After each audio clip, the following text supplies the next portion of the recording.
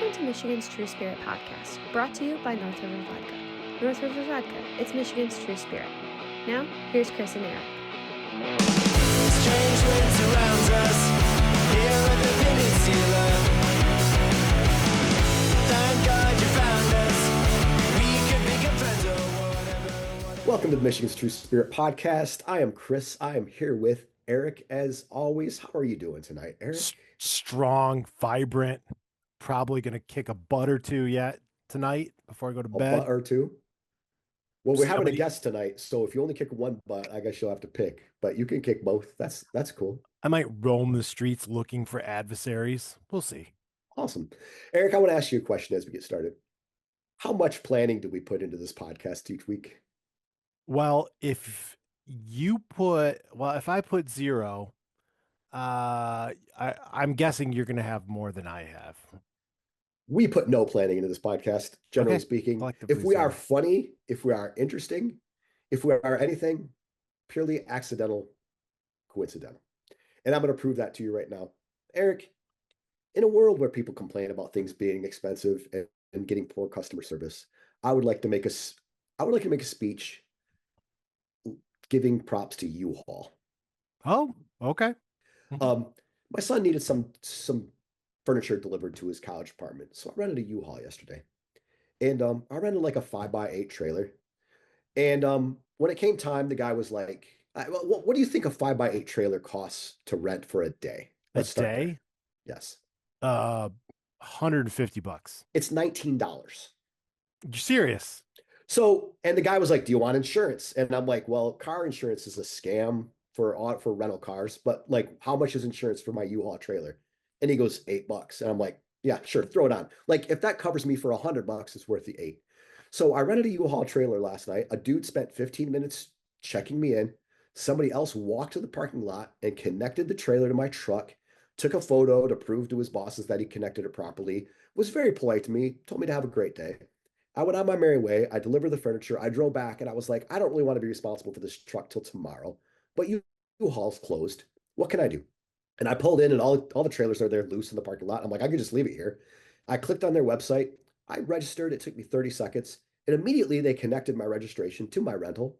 And they gave me simple instructions to self-return my U-Haul.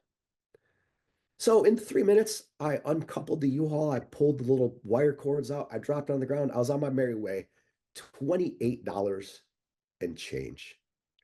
You think about what it would take to buy a trailer and own it and stick it somewhere? Is it a front? Do you think like I delivered drugs accidentally in this U-Haul? Like Yes. I'm baffled.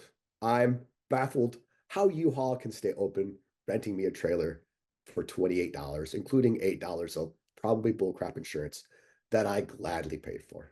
You know, it's strange. Like, what represents a good value today in life? Like, where can you find something that's truly a good value?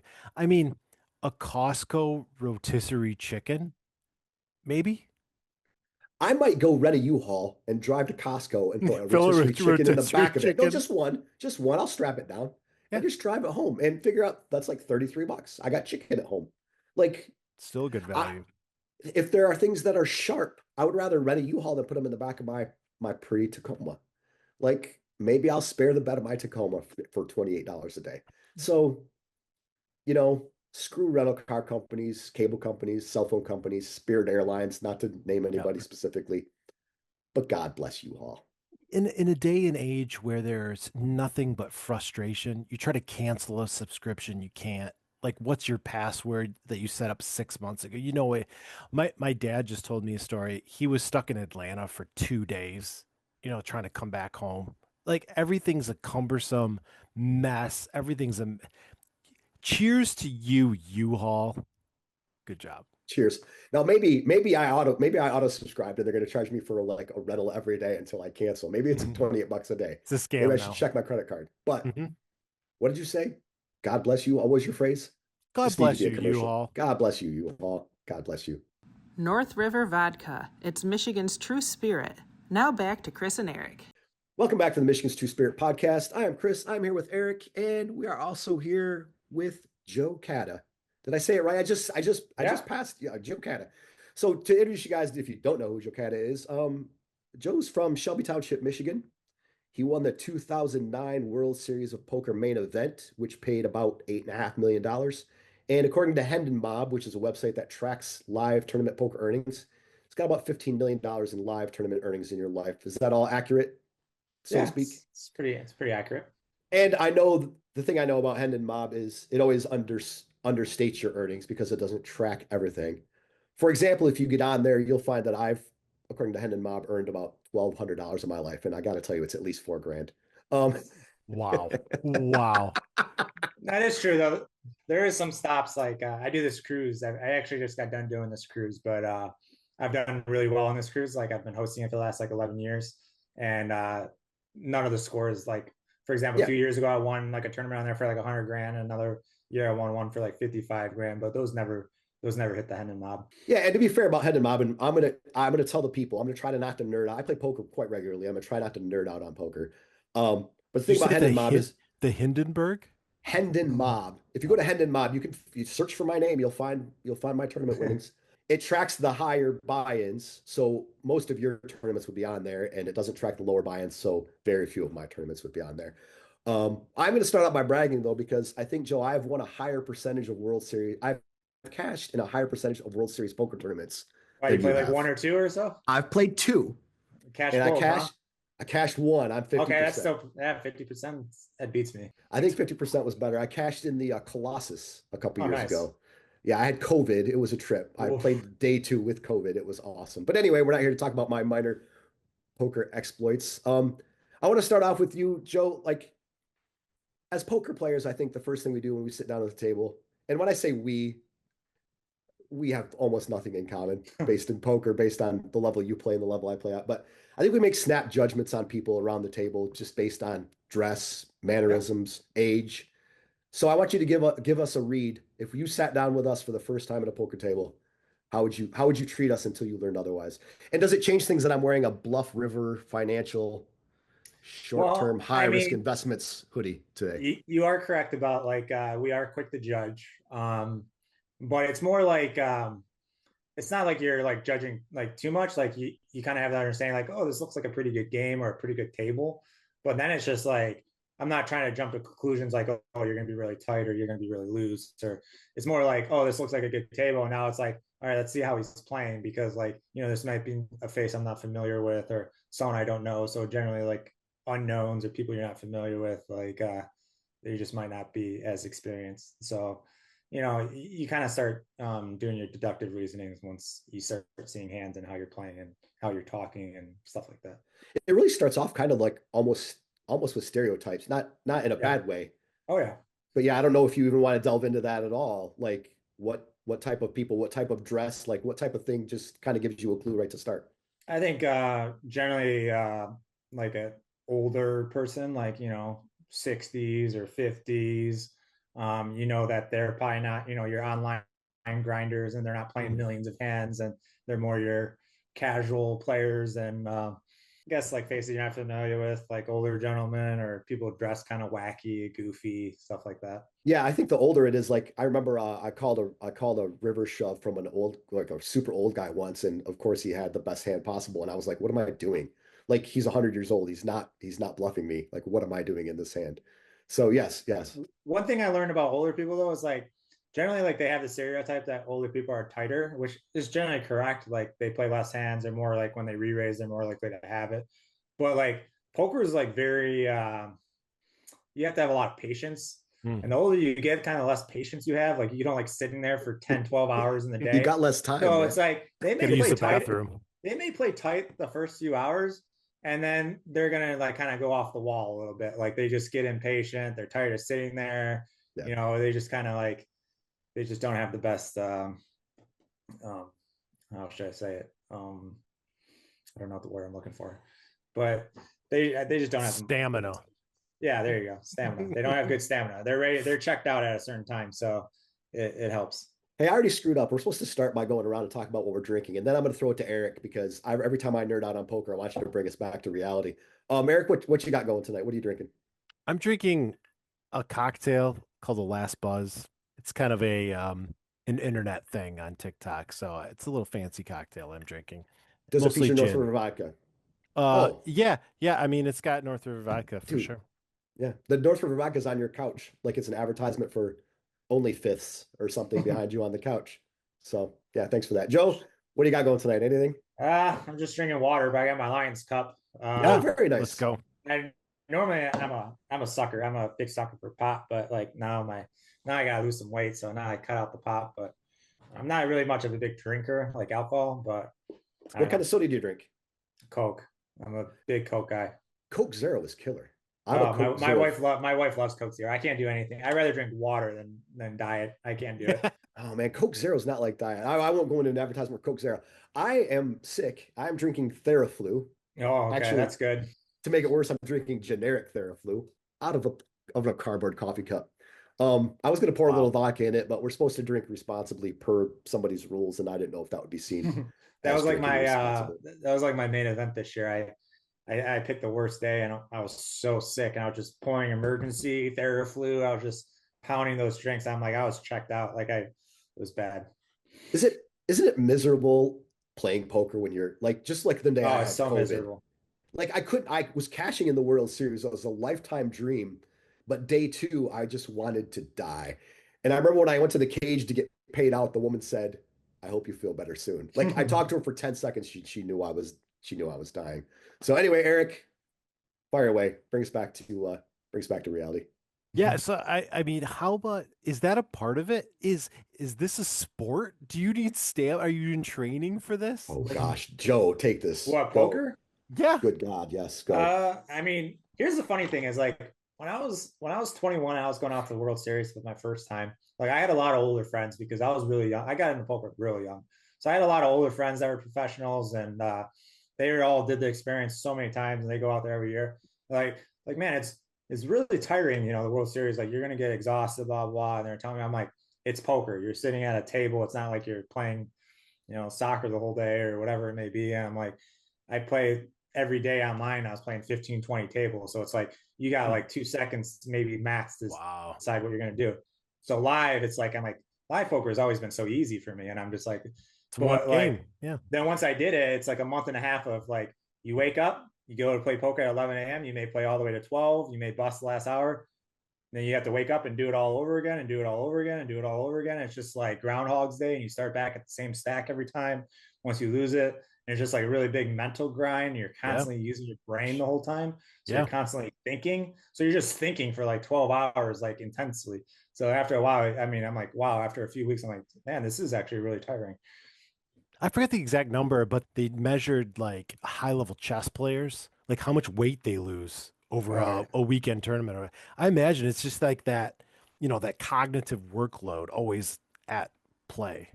Yeah. You're just constant, your mind's constantly racing and you're always having thoughts about people at the table and it's just a lot, I guess. And plus like also there's just a lot of like nerves a little bit. I wouldn't say Hmm. like but just like a lot of motion involved, like from highs to lows and Hmm. knocking out or getting so far or whatever it may be. It's just like it's a whirlwind of emotions. The mental grind is something, and the main event is a young man's game for sure because it's like nine days with Yeah. one day off or something. Like it's Groundhog Day. And I can tell you, like, I played a couple tournaments where I played 10, 12, 13 hours. And I've only done that a couple times. But at the end of the day, like I could barely find my hotel room. Like my brain, like as soon as you stop playing poker, my brain just shuts off. And this happens in cash games too. Like we'll be done and I'll go to count the money and I can't count to 100 by fives. Like I can play poker, I can do math, but the second I'm done, it's just brain dead. Like people don't understand. It's not a sport where it's physically demanding, but it's just mentally Yeah. exhausting. And then there's days like you'll play like a long day and like whatever you may bag at like some days may go like 2, 3 in the morning and you get back like you get out of the parking lot, you have to drive home, you get settled down, you get home.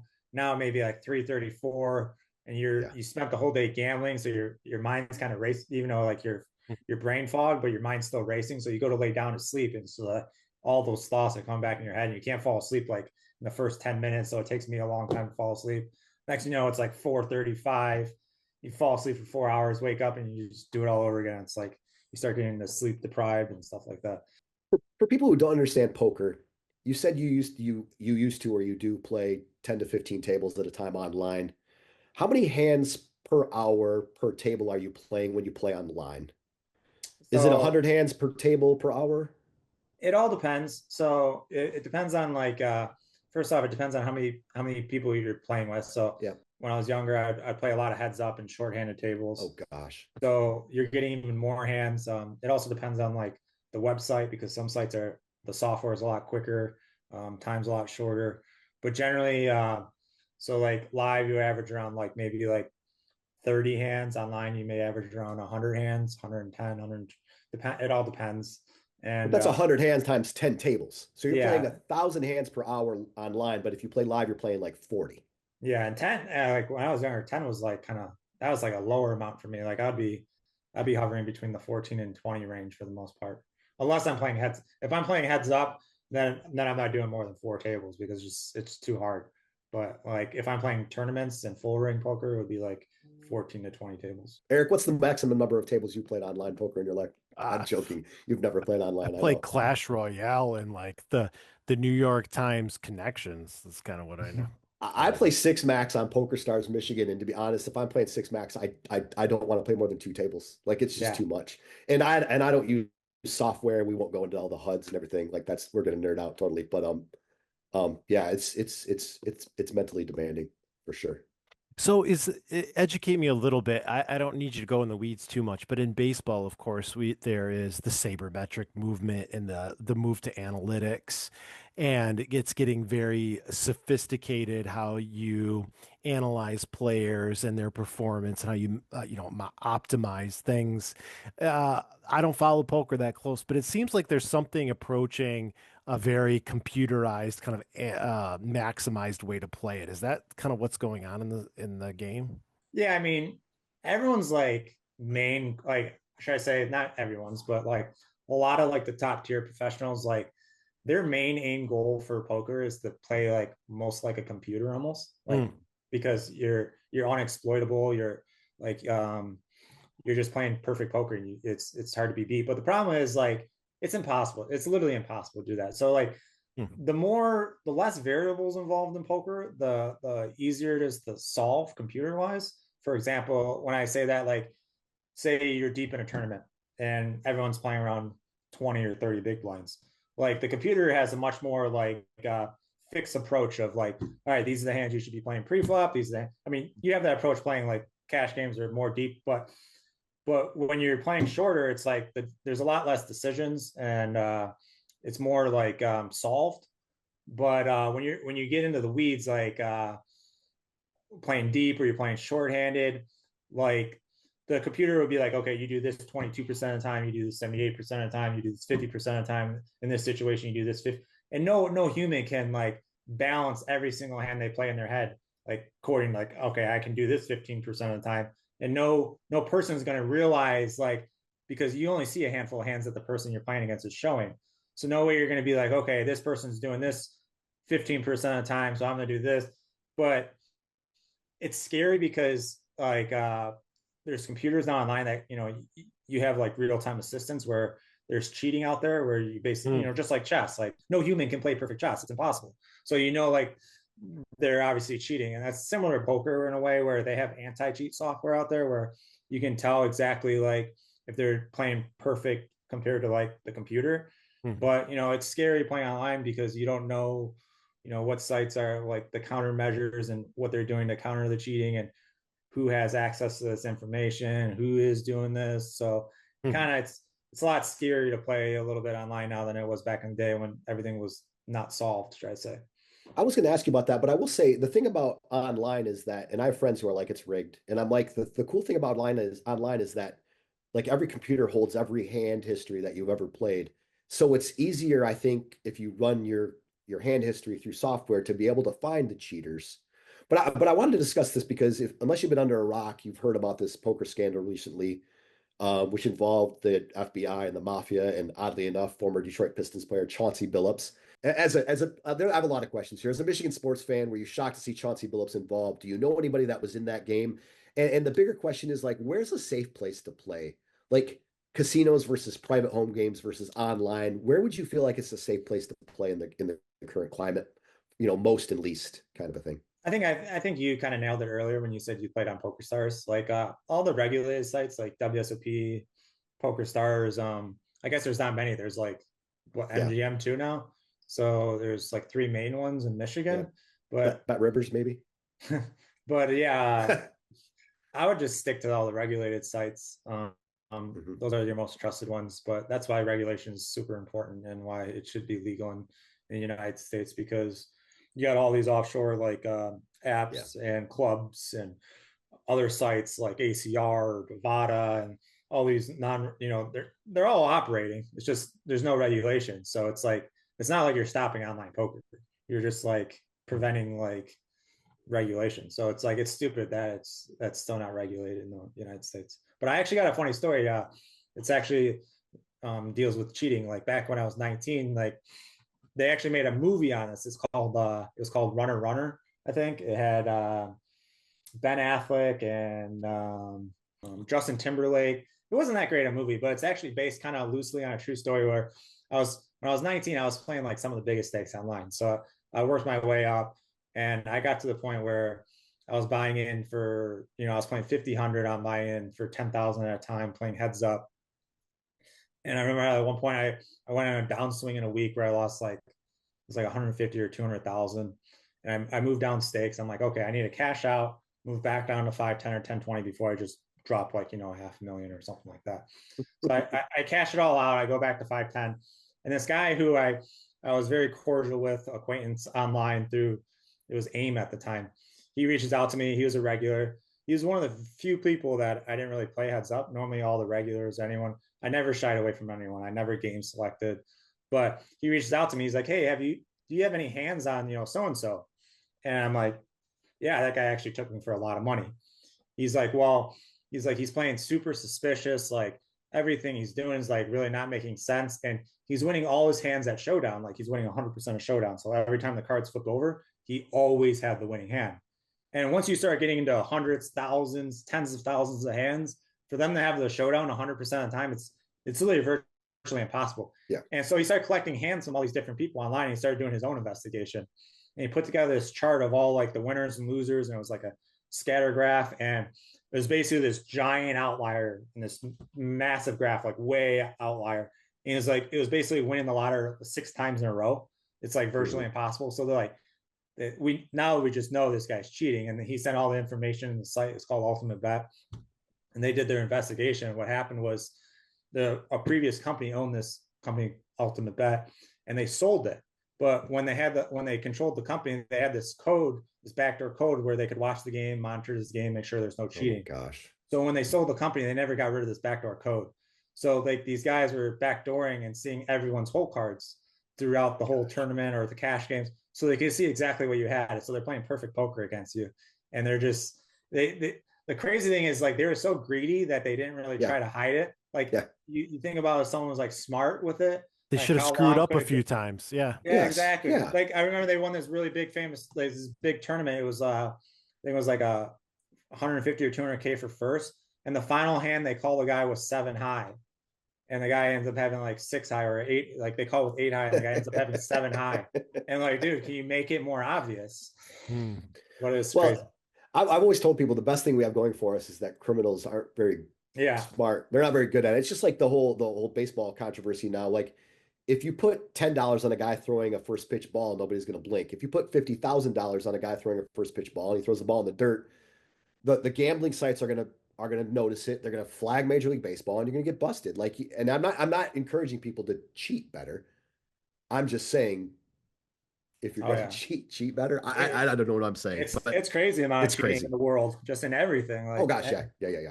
Between the referees, players, coaches, whoever it may be, it's like money is a very dangerous thing. How about like casinos and home games? Like, would you be very hesitant to join a private home game you didn't know? And did you know anybody that played in that game by chance that got busted up?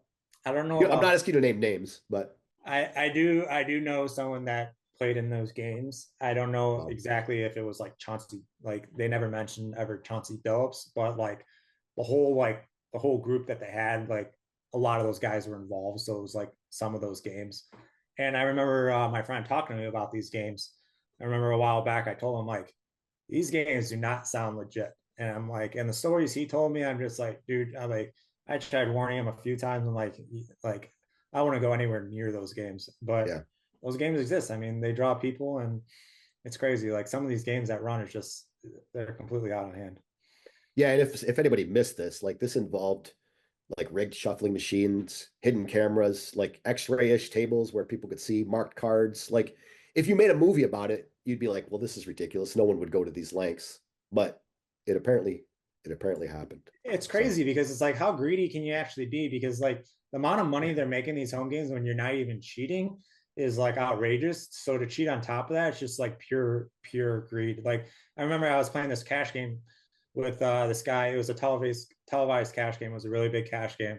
The buy-ins was like for like between 50 and 200,000. And this guy, he was like straddling every hand for like obscene amounts. Like we were playing 100, 200 blinds. Every hand he's putting out like 1,400, 1,600 dark. And he's just rifling through 50, 100Ks, like no problem. And I get to the point, I'm like, hey, we're all drinking and stuff. I'm like, what do you do for, what do you do for work? What do you do for a living? He goes, oh, I run home games. Like you run home, like you can just, go through hundreds of thousands like this, like running home games. Like I didn't say it like that, but like you run home games. Oh yeah, I run this game in California, and we would rake around like 200,000 a night. I'm like, 100, 2,000 a night? He goes, oh yeah, easy. And like I started hearing stories about his games, and I knew about this game, and it's like all these, basically half prostitutes, half massage girls, drugs, drinks, all that stuff's there, and just, armed security, massive stakes, just like movie type shit. I'm just like, I never wanted to go anywhere near those games, but it My draws people. average Thursday night. Yeah. yeah. Yeah. It's like also it's like, why would I get invited to those games too? It's like I'm this freaking online quiet kid. Like if I'm getting invited for that game, something's up. Like that's not like they don't want me there. So it's like I'm getting invited. It's like probably getting cheated. So you spent your most of your adult and somewhat less than adult life playing poker. You do it hours on end. You have movie scene type encounters. Can you play anything else besides poker and get I mean, are you playing shoots and ladders? Can you play Uno and enjoy yourself? Do you play anything else, or is it just Oh, yeah. poker? Well, I mean, of course I play other games. I mean, Okay. I got friends and wife, and there's always family. Like there's always other games. Like I'm always really. I mean, I guess I'm not as competitive. I mean, my wife will probably deny this, but I'm not as competitive as I used to be. But yeah, I mean, I still enjoy like playing smaller stakes cash. Like I'll play like 1, 2, or 50 cent dollar, and I still have fun with it just because it's still fun for me. But it's I have like a slight anxiety about it though. Like I remember one time like we had like 8 friends, and we all got like a private table at the casino. We were all playing like 3-6 limit and just having fun, drinking, throwing chips in, like playing stupid. And like a couple guys walk by and they're like, "Oh, look, it's Joe Cada. He's playing 3-6 lemon. He's broke, blah, blah, blah." It's just like, it's just like that anxiety, like that shit. Like, I mean, I don't know why I even care what people say, but for some reason, I'm just like, I don't know. It gets to me a little bit. So it's like now it's just like, I don't really, like I was having a discussion earlier with, I think, Chris. I'm just like, I don't know. I have anxiety sometimes going to casinos and just playing. It's like, I don't really like playing like massive stakes anymore. Like I'm at the age where it's like, I don't have that same like, drive in me, and I'm not putting in that same time and hours and commitment. So I don't like when I was younger, I was like skipping every other day of sleep. I was playing 30 hours at a time. I was playing like hundreds of hours a week. And I was the most confident kid in the world. I'm like, I'll play anyone, anytime, any money, any place, like type thing. Now it's like I'm older and I got other things going on. It's like I don't know what kind of work other people are doing or the grind they're putting in. So I'm like, I don't want to play those stakes and risk losing that kind of money. So now I just kind of like, I'm fine with playing your average middle stakes. And at the same time, now I'm like, do I want to go to the casino and hear people talk to me about like, why am I playing these stakes, or what are you doing here, or just talking my ear off? So it's like kind of avoid the whole situation altogether now. So it's kind of weird. Joe, you mentioned it briefly, and I wanted to ask you, like, we joked earlier, we were in the podcast, Eric and I, about how we do no prep for this podcast. Like what you see is what you get. We just push play and just start talking. Two guys talking should be the name of this podcast, because that's about as deep as it I gets. like that. But I texted you earlier because I just wanted to ask you like what you're up to poker wise, and I just wanted to be like more educated about what was going on with you. And we referenced this. I told you that I used to not go to the casino because I had like social anxiety. Like, Yeah. and I don't know if people want to get into Chris's mental health. We could do 5 episodes on that. But like, I had a hard time getting in the car and going to the casino. People would invite me to the casino. I wouldn't go. I would go to Vegas, and then I would struggle to sit down because I had social anxiety. And I also, it was probably imposter syndrome. Like, I would sit down and I would be like, well, that guy's got a bunch of chips. He's better than me. Well, no, he might have just got lucky before I got there. That guy's young and is wearing sunglasses. He's better than me. No, he's just young and he's wearing sunglasses. Like, I figured it out. But when you said I have the same issue, I'm like, what the hell? Like, you're a World Series of Poker champion. And I guess the reason I'm bringing it up is because I found it like weirdly encouraging to me. And I think people would appreciate hearing that. Like, can you explain how you can be so successful at what you do, but still kind of have that challenge that you have to overcome? And I Yeah. know you're a human being. Like, we all got these things, but it just seems crazy when you're at the mountaintop, you know?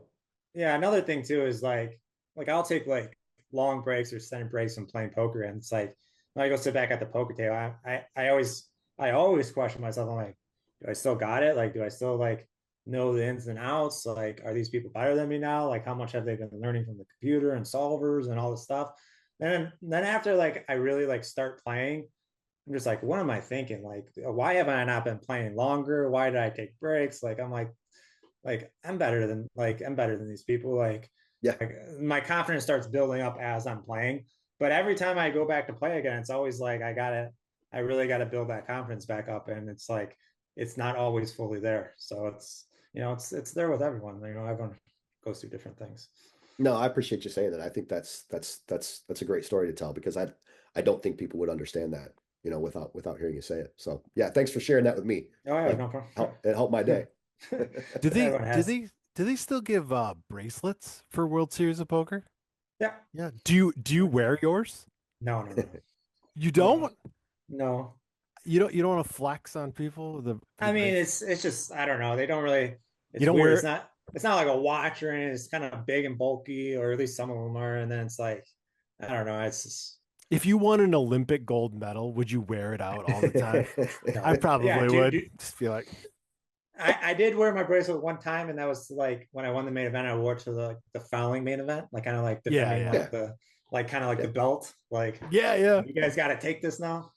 That's cool, but you're right. Like if it's a ring or it's a watch, you can be like, well, it's a ring or Yeah, a watch. yeah, Like it exactly. serves another function. But if you're just walking around, like if you go to, Fire Keepers in Battle Creek and you're wearing your World Series bracelet, you're probably a tool, right? Like you're probably What? totally.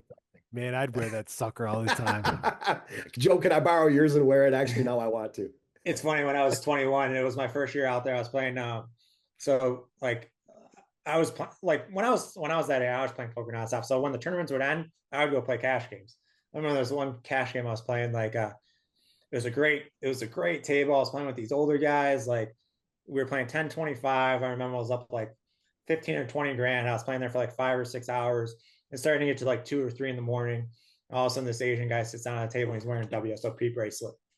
He starts throwing a lot of chips out there, bluffing, showing his bluffs, talking all this shit to everyone. And it was like a fun table. Like we're all friends. And he's like the whole atmosphere changed. Mhm. Yeah. And he's talking shit. He's like, oh, I got a bracelet, blah, blah. What do you guys got? And he's like, I'll play anyone here, heads up. And I'm like, well, that's interesting because I'm like, this guy's one, he's drunk. Two, it's like 2, 3 in the morning. Three, it's like that's all I did at the time was play heads up online. So I have millions of hands logged in heads up. And I was so confident. And I'm like they let you play heads up here? He goes, oh, they'll let me do whatever I want. I got a bracelet and stuff. I go, oh yeah, I'll play you heads up. He goes, how much do you want to play for? I go, whatever you want. He's like, I'll play whatever you want. And so we end up playing this like kind of like high stake heads up match at 10-25. And as time progressed, I started like whittling him down. And at some point, I'm just like, I know this guy's gonna like he can't be stuck like a few thousand, just have this go till 3, 4 in the morning. Eventually he ended up just giving away like 20 some thousand to me. But he was the guy showing off the bracelet, look how cool I am. It just goes to show you it's like you weren't that good. Joe, you're throwing numbers around like, I made 100,000 here. I won a tournament for 50,000. I was playing this. Like, I think people are probably shocked by the numbers, but can you explain, like, at some point, if you're going to be successful at poker, like, just does the dollar amount just become a tool? Like, it's a math problem. It's not a money issue, right? Yeah, so like when I was younger, like I never looked at it like what the money can buy. Or now it's like I don't play those stakes because like I'm more mature and I like have a better understanding of like It means like something. how like what yeah like how long it would take you to work an actual job to make that kind of money. Like when I'm 18, 19 years old, I'm buying it like I'm going on $100,000 swings. I'm like I'm a kid. They're just numbers. I was sucked into the competition side of it. Like so this is how I got into poker when I was like I started playing when I was a little kid, but when I really got into poker was like the whole moneymaker boom. That was like when really poker exploded. I was probably like 14 or 15, you know, started playing with friends and started to realize like I was really ultra gamer. Like I was a really big gamer. I was a top rated gamer. I was a nerd. I was a big nerd. And I, I started playing poker with friends. I started realizing like, hey, I'm really good with math. I'm really good with logic. I'm better than my friends. So I started playing online and online it was like the wild, wild west. It was brand new. No one knew what they were doing. The biggest stakes when I first started playing online was 2-4 and buying $400. And so when I started, I remember like I couldn't deposit online. I'd ask my mom, like, Mom, can I give you, you know, $50 and, you know, put, you know, $50 on for me? I had a job. I was a busboy. I was working on the table. I started when I was like 14. And my mom was really nervous about it because my dad had like gambling problems. And I'm just like, listen, Mom, like I don't go out, I don't drink, I don't like just pretend like I'm going like to the movies or something, some kind of entertainment. I go, I got a real job. I go, it's $50. Like pretend like I'm going out and having like just trust me, blah blah. I had this long conversation with her, and eventually, you know, she agrees to it. I put $50 online. You know, I started off like 5 cent, 10 cent, where you buy in for, you know, $5 or $10 or whatever. And I played a lot and I would win, lose, win, lose, win, lose, go back and forth. But I was learning a lot. And I remember at school, like everyone played at school, lunch tables during class, like it was just so popular. And like I was one of the few people that could get money online because my mom deposited. So like friends would be like, hey, can you transfer me $20? Can you transfer me $40?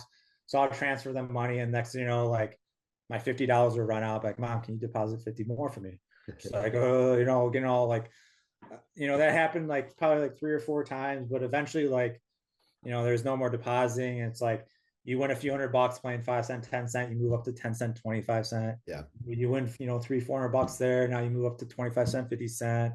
You move, you know, so it's like a shoots and ladders game. It's like, okay, I have $50. I'm playing, you know, buying $5. Okay. Now I have $500. I'm buying in for, you know, $25, $50. Okay. Now I got $2,000. Now I'm buying for, you're never putting your whole bankroll on the table. You're paying, you're playing for like, you know, certain percentages of your bankroll and where your confidence lies. And but there's always that like big step where you're like, okay, I'm gonna jump stakes, and you know, if this goes bad, then I'm gonna have to spend more time at the lower stakes to get all this back. And there's been plenty of hiccups. I remember like when I first jumped to 20, I remember the first time they came out with 3 tables of 25.50 on party poker. And I was playing 10-20, I jumped up to 25.50. I remember it was like one of my worst days, and I lost like, I don't know, like 20,000. I'm like, man, like now I gotta go back down. But it's like a lot of people in poker though, it's like you get some really good, really, really talented poker players out there just that are really good at poker that may be better than some people that play the highest stakes, but they never want to make that move. They never want to make that jump because it's just out of their comfort zone. So I've known someone that like I would talk to and go to questions and ask, and they would be, you know, your smaller average stake grinder, but they're playing 1-2, but they never wanted to go higher because it just wasn't in the cards for them. They just never wanted to do it. So it's like you really have to have that drive and push to really kind of keep climbing almost. Yeah. So it doesn't happen overnight. So it's not like I was like I had no money. Like I didn't have any money as a kid when like I maybe had like $1,000 in my name and started working. And so it's like I worked my way all the way up through poker online. And you know, when I was 19, it's like it was 4 years of just playing nonstop. Yeah. Wow. Yeah. It's like the training montage in a sports video. You know, you got to put the grind in to get where it was. So you've been through the montage, you've been to the top. Tell us a little bit about what you're into aside from poker. We understand that you're into what, high school soccer. You're involved in that scene. I don't really play much poker anymore. I'm really into like soccer was my life growing up for a kid. Like I was really good at soccer. Won nationals. Was really good as a kid, and I really miss soccer. And I miss the whole like poker is such like an individual sport, and it's such like a own self pursuit where it's like I needed to get into something else. Like it was like I spent way too much time at poker, and I can just sit behind a computer or a table, and it's like now I'm starting a life, a family, I'm married, so I'm traveling a lot less. So it's like money's not really a concern. So it's like, what do I want to do in life? And it's just like I love like talking to kids and like, you know, giving like life lessons. And I love soccer. And I got into coaching with my friend. He got me in. He was a varsity coach, and he got me a coaching JV, and I did that for 3 years. And he eventually left, and I got the varsity job. So now I got the varsity job for girls and boys, and it's a lot of fun. The kids, I mean, I love the kids, and the kids love me, and it's a really good time. What's the state of high school soccer in Michigan? Like, as far as level of intensity, as far as investment by parents, like, um, uh, is it okay? We're learning life lessons here, or is the level of competition such where like you're grinding this out with families? Um, I guess it all depends on the school and the kids and your team. Um, I think all sports are really competitive. Like if like I've gone to like my nephew's like hockey games, and like seeing the Oh my parents are gosh! like they're Oh like yeah, absolutely insane, My gosh. like more insane like that I've never seen before. But Yeah. um yeah, the only I guess the only like thing about coaching is like the parent thing. It can be tough because all parents have an issue with something, whether their kids not getting enough yeah, they playing do. time. So it's like I don't know. I guess I don't really like the whole parent part of it, but um it's really competitive. I mean, the games are super Yeah. competitive. Like a lot of games, it's like, you know, you really have to like some of the games get so intense where it's like there's almost fights involved. So it's the games are really, really competitive. What's the running joke? It's the my favorite place to coach would be an orphanage. You heard that one? Like I've heard that Right. one. That's I used to cover high school sports, and that's what coaches used to say because That they don't makes want to deal with sense. parents. Yeah. Joe, you said you made a lot of money playing poker, and you said money isn't an issue, and you're kind of doing what you want to do with your life. Like you could live anywhere, but you still live here in Michigan. Like tell us about why Michigan? Like what do you? This is a Michigan podcast. Like what are your favorite things about the state of Michigan? No, I mean, I like all the four seasons. I mean, winters can be tough, but when I travel a lot back in the day, it was never an issue because it's like I'm traveling a lot. So get out of Yeah. the cold. I don't know. I'm a big sports guy. I'm a huge supporter of all the Detroit sports teams, and then Michigan football was my team for college. But I don't know. I just love Michigan sports. I love being around my family and friends. So I always kind of been grounded in that way where I never really wanted to like take that. I mean, it would have been really smart for me to move out to Vegas after winning, but I mean, I had a girlfriend at the time, stayed with her, and then kind of always just kind of stayed around family and friends, and never decided to make that jump to Vegas. Are there spots in Michigan, places you like to go? Like, everybody talks about Traverse City or the UP or whatever. Like what do you like to do in Michigan? Traverse City is beautiful. I Yeah. mean, summer it's like about being. Problem is like the World Series is going on in the summer, so Yeah. I'm at the World Series. So when it's like nice, I'm leaving Michigan. But Mhm. I really like being on the water. My mom lives out in Algonac on the water, so like I'll visit her and have wave runners and stuff. And I don't know, I just like playing sports, watching sports. Just a big sports guy and water. I only saw one poker game in the 5 or 6 years I covered the Tigers, and I quickly realized that the guys playing didn't have any idea what they were doing. And I remember walking up to Ian Kinsler and going, Will you lend me 10K? And I was joking. There was no way. Like if I sat down in a poker game, that would be my last day on the job. Like that would never be. But Right. You can't do that. but yeah, it's kind of a beautiful game. Oddly enough, I covered like I think two Lions practices in my life, and there was a big poker game going on in one of those. They were throwing the hundreds around like they were nickels. So yeah. Yeah, I had a cool story meeting Matt Stafford at one of the stops. It was in the Bahamas. We were playing. I was playing some bigger tournaments in the Bahamas, and he was there with it was Sam Martin, the punter at the time, Mm. and I kind of became friends with Sam a little bit, and then started. And then he introduced me to Matt, and we all went out to dinner and we hung out for a few days. I remember I called my wife from the Bahamas, and I gave Matt the phone and Mm. FaceTime her. So when she picked up, it was Stafford. And she was like, "What the hell?" Like, but it was so cool, like meeting him because he's probably like my favorite player at the time. It's cool. Yeah, I know you're a Detroit sports fan. Like which teams do you love? Like do you have like which ones do you really follow? I mean, I follow all I guess Yeah. like the only team I don't really follow that much is the Tigers, just because I'm not Hmm. as interested in baseball. Interesting. I kind of started following Tigers like later in the season. Yeah. Like I don't follow the whole like 162 game season, but Yeah. I love Pistons, love Lions. I guess my wife's her biggest thing is Red Wings. I'm not as into hockey, like, but I always watch the games with her. So Yeah. But yeah, I'm going to all Red Wings, Pistons, and Lions games and stuff like that. So you coach soccer and you went on a cruise. Can you tell us a little bit about the cruise, or tell us like what's the next thing you're doing that you're excited about? What's coming up in your up in your life, poker or otherwise? So the cruise, I got into this thing with Norwegian Cruise Lines back in, I want to say 2013 or 2014, where they started having poker. They wanted to have poker on their ship. Like they wanted to start having poker tournaments and stuff and having like a big event. So they asked me if I was interested in coming in and hosting and, being a face for Norwegian. I remember the first year I did it, I just thought it was like, oh, good vacation cruise, I'll pay for it, buy it and stuff like that. I'm like, this just be a fun vacation. And after I did my first cruise, I'm like, I can't miss this cruise again. Like, there's no way I can miss this cruise again. And every year they continue to invite me back. And as time progressed, they start they're like, when it was new, they're like, no, we can't offer you too much, but as we grow, we'll grow with you and we'll give you more and more as time progresses. So they've been excellent about that. They've been always I'm really grateful for Norwegian for everything they do for me. But the tournament's great. It's like, so throughout the year, they run these satellites, like these smaller buy-ins, like $100, $150 buy-ins. And it'll be like a winter trip at the end of the year for this series that they put on where it's like $1 million guarantee.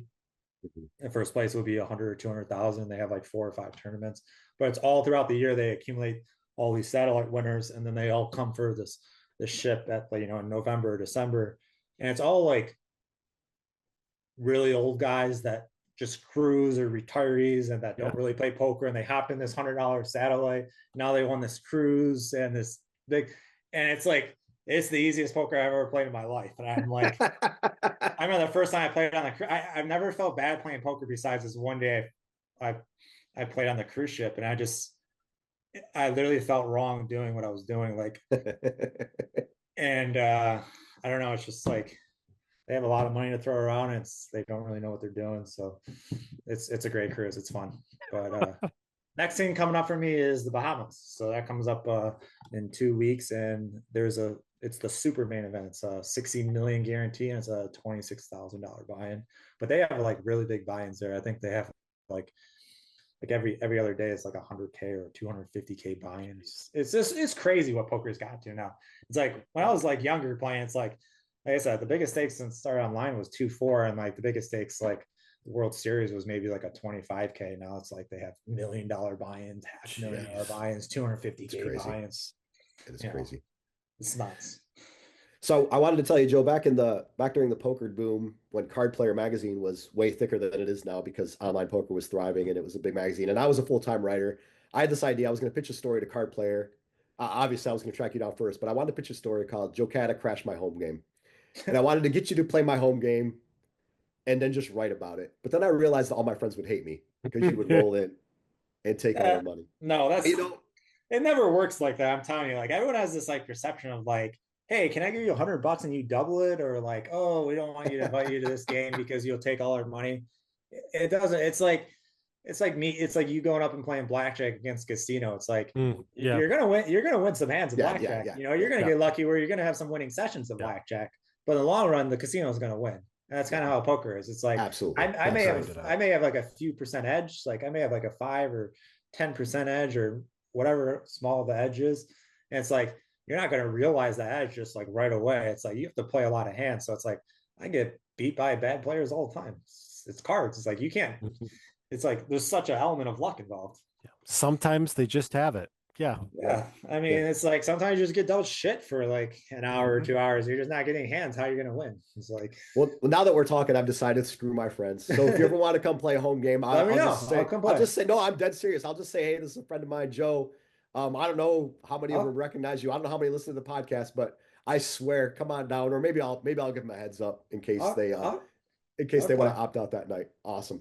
Thanks so much for coming on, Joe. Like, we appreciate your time. Couldn't appreciate it more. Thanks for having me.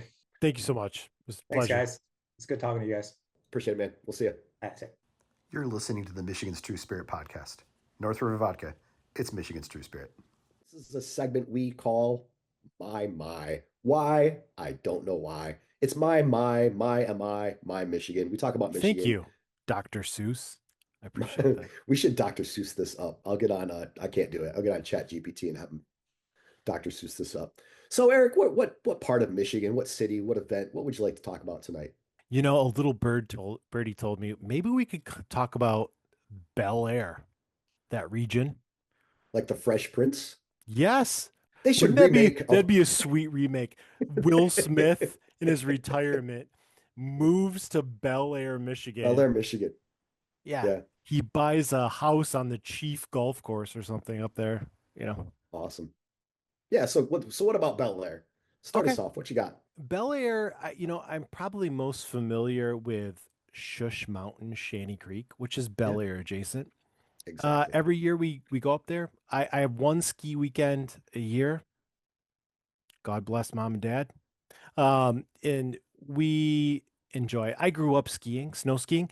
Mhm. I grew up skiing in a place called Sugarloaf, which is Yeah, in near Cedar, Michigan, yeah. which is like a ruins now. It's like it's like the Packard plant of the North. It's like all condemned. Anyway, I grew up skiing awful up in, up in Mhm. Cedar. But anyway, so now we go to Shush Mountain, ski the hob out of it for a weekend. I try to get my money's worth, and it's delightful. I love Shush Mountain. They do a really nice job there, actually. You can get a lot of skiing in, and that's pretty much the only time I get up there. And then, of course, there's downtown Bel Air, which I've Yeah, been to like twice. it's great. It's like Kalkaska light, Oh and no, no, no. no, No. It's it's and I grew up in Kalkaska. It's what Kalkaska should try to be, if I'm being honest. Like, there's not much to do in downtown Kalkaska, but Bel Air, you've got Shorts. Shorts is good. Um, Yep. right across the street. Shorts has put in like a little concert venue right across the street, and I've seen just random great musicians play across from Shorts. There's like uh a meadery. Is that what it is? It's Yeah. like a meadery in Bel Air. There's a place called dang it. There's a distillery. Regression to the mead. That'd be a sweet meadery name. Regression to the Meat. That would be a good meadery name. Um, Goodness gracious, this is terrible. I can't remember the name of this place. Anyway, there's a ton to do. There's a ton McGee of and little Mead. restaurants. That'd be a sweet name It's too. you're coming up with all kinds of them. It's just a good place to walk and to do things and to relay through. I I grew up also on the ski slopes. I don't know if you did this, but when I grew up in Kalkaska, you could like sign up every year and take Friday afternoon off from school, and Yep. they would bus you to the ski resort and Ski we would club. ski. Mhm. But one thing that I used to do with friends a lot is I used to night ski at Shanty Creek. Yeah. So I have a story about night skiing at Shanty Creek that may or may not be entertaining. We'll let you and the people judge. But one time I was there with my best friend, and we were there with two girls we were hanging out with that night, and they were making snow, and they had made Yeah. a big pile of snow. What they did was they made a big pile of snow, and then they used these things and they pushed the snow all over the hill. Snowcats. Yeah. And it's night skiing, so there's weird shadows which comes into play For sure. later in this.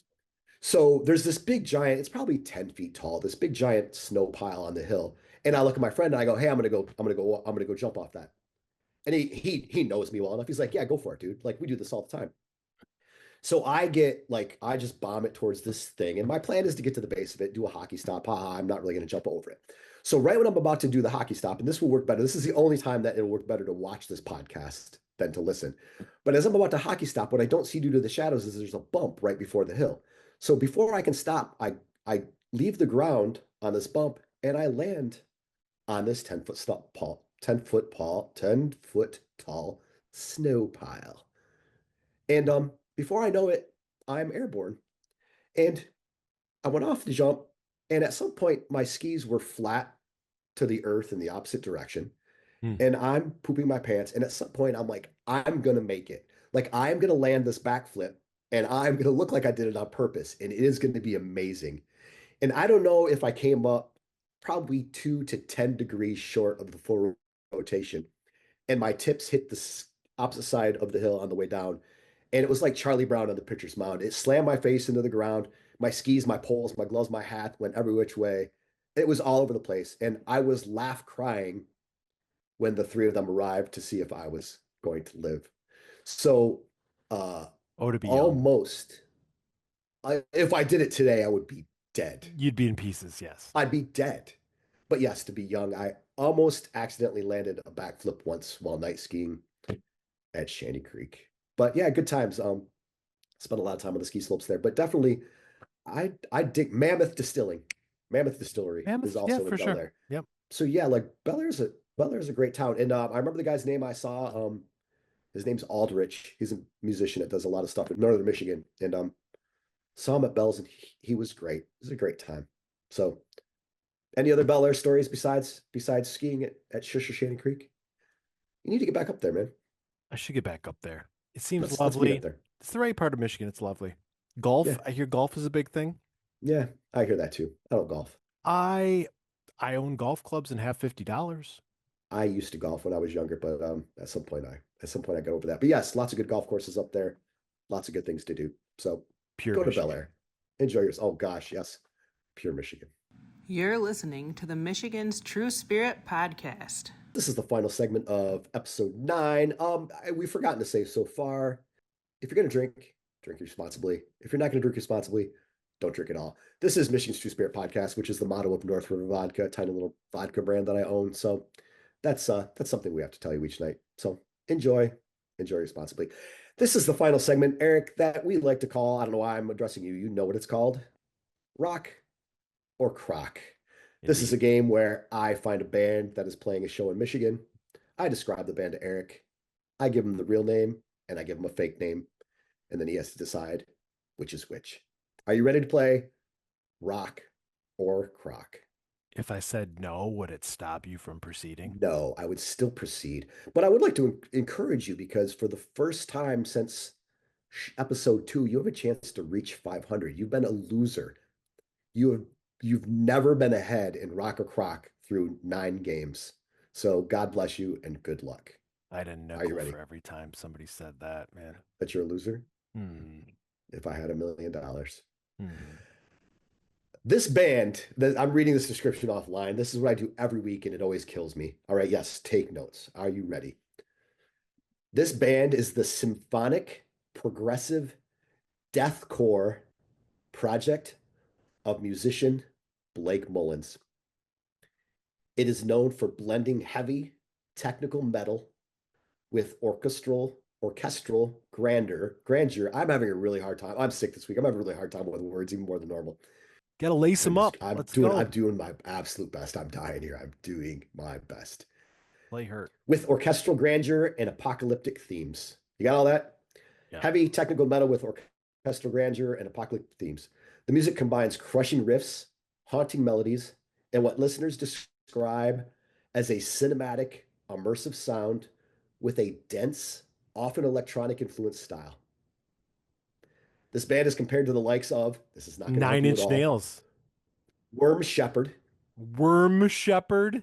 Another a great band name. I should have used that. Why How not is use Worm Shepherd? How is a hook going to be effective against the worm? And Lorna Shore. Are you ready? Worm Shepherd. I like. And in honor of having Joe Cada on tonight, I'm not going to flip the little thing over my camera. I'm going to do what I did when I played the World Series of Poker. I'm going to put my sweatshirt over Try to my get mouth. a read. Okay, go ahead and try to get a read, but I'm going to cover my mouth. Isn't Are you ready? the act of putting your sweatshirt over your mouth a tell in itself? I don't know about that, but I don't I don't know about that, but I don't like flipping the thing over my camera. I want everybody to see my pretty face. All right, are you ready? Do you have your notes ready? Do you have anything you want to review? Feeling What did you write down? Sympathetic, prog, deathcore, heavy tech metal, org, apocalyptic theme. I abbreviated some. You're talking fast. Is this band called? And sorry to our censors because we're gonna hit some vulgarity. There's no censors. This is the internet. Nobody cares. Is this band called 3 Shit Sunday? Or is this band called Disembodied Tyrant? I'm not even gonna cover my face. God bless you and good luck. 3 Shit Sunday.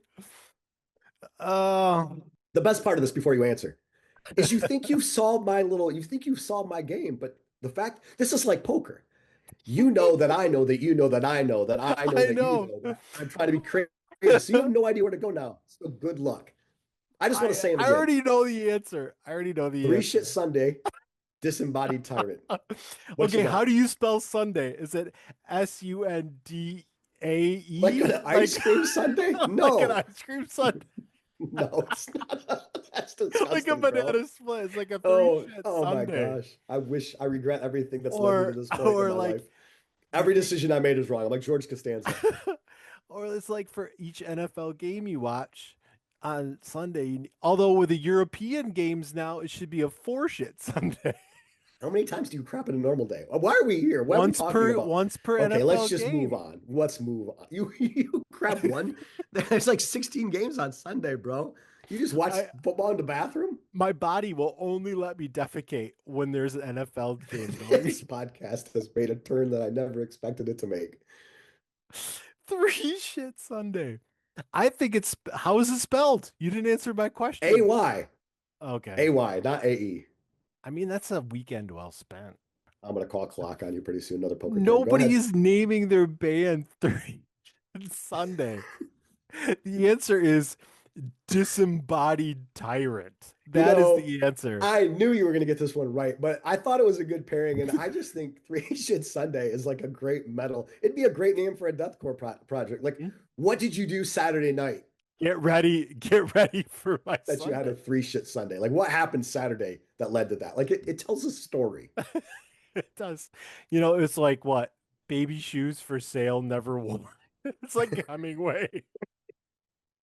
It's more Gosh, you're killing me. more intense than baby shoes for sale, never worn. Oh, Yeah, so I don't know if it's your birthday, but happy literature. birthday, Merry Christmas, Happy Holidays. I knew that was a layup, but I had to give it to you. So, if you want to know, Disembodied Tyrant is opening for Whitechapel on their, get ready, Rituals of Hate tour. Ritual, yeah. Okay. Listen, I'm not one of those guys who says I love all genres. Everybody says that and it's bull crap. Like, It's true. because people are like, I like all genres, and they name 3 genres. There's like 10,000 genres. Okay. I will say that generally I like good live music. If it's live and it's good, I dig it. But like I don't know what deathcore is. And I don't think I want to. Does that make me soft? Yeah. Anyway, Disembodied Tyrant is opening for Whitechapel on their Rituals of Hate tour on Sunday, November 23rd at the Intersection in Grand Rapids. And it's at the Intersection. It's in the big room. You know what this logo is looking like too. Like it's gonna say Disembodied Tyrant. It's gonna have spikes everywhere on the typeface. It's gonna be black. And you're gonna go there and people are gonna be waiting in line and they're gonna have spikes and look like death. Yeah. So we always Kinda discuss into this. We got to talk about the venue a little bit. You and I have seen who we've seen at the Intersection. Well, the only band we saw together at the Intersection Royal proper Blood. is Royal Blood, which is a great show. Royal Blood is great. We've seen at the Stash, we saw Against Me, which is the biggest band that's ever played the Stash. Like, Yeah. bands play the Stash on their way up, but we saw Against Me after Against Me was big.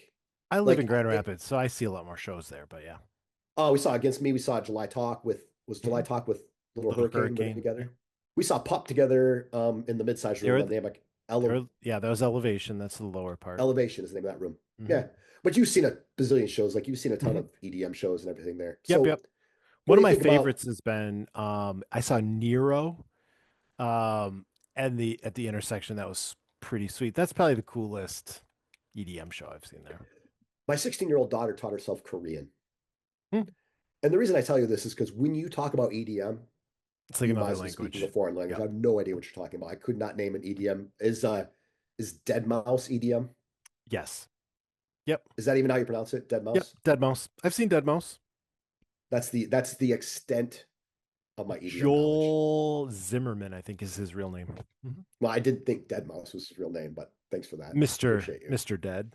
Mhm. So what do you think about the whole, we not just the Intersection, but the whole, there's Intersection, there's Elevation, there's the Stash, and then there's another tiny room that I've never been in. What's that called? Do you know? The Mint. Yep. The Mint? Oh my gosh. Let me tell you about the Mint. for it. Who did I see at the Mint? Wave. Oh shoot. I saw some band or some little group I was so obsessed with. And they played at the Mint. And there was literally 35 people there. That's awesome. It was cool. I mean, there was nobody there. I love those shows. I'm always torn between when I see shows like that. I'm always torn between the love of the tiny venue and the tiny crowd where you hang out with a band afterwards. Like the first time I saw Oh. Tiger Cub, there were 24 people there. Dash Wave. That's who I saw. Dash Wave. But then I'm always torn Doom because I Al- want Doom these Al- bands to make a living. Like, Yeah. you can't make a living playing these shows. One of my biggest regrets, we talk about Pup all Wave the time. Dash. Pup is Wave Dash. one of my favorite bands of all time, and I regret not finding out about them 6 or 8 years earlier because they tour nonstop. And how many tiny little shows and tiny little venues did you and I miss of Pump because we didn't know who Pump was? And now they're still not huge, but they don't hang out after the show. You They're just gotta go to yeah. stuff. You see, I Joe know. Loser and the Loserettes. I mean, I just know. go do I know. stuff. It's fun I know. Let's go see a show sometime. for sure. Yeah. All right. And yes, with that, this is the end of episode 9 of the Michigan's True Spirit podcast. As Eric said last time, go support live music, go see a show, go buy a local vodka, go to Bellaire. What else? Thanks to Joe Cada for coming on. It's awesome that he was willing to come on our tiny little podcast that could. Thanks to Logan for producing. Thanks to Eric. Thanks for being you, Eric. It's the only thing I can do. That's all I got. And thanks to all of you for listening. And anything else? Any final words, Eric? Nope. Goodbye, friends. Good night.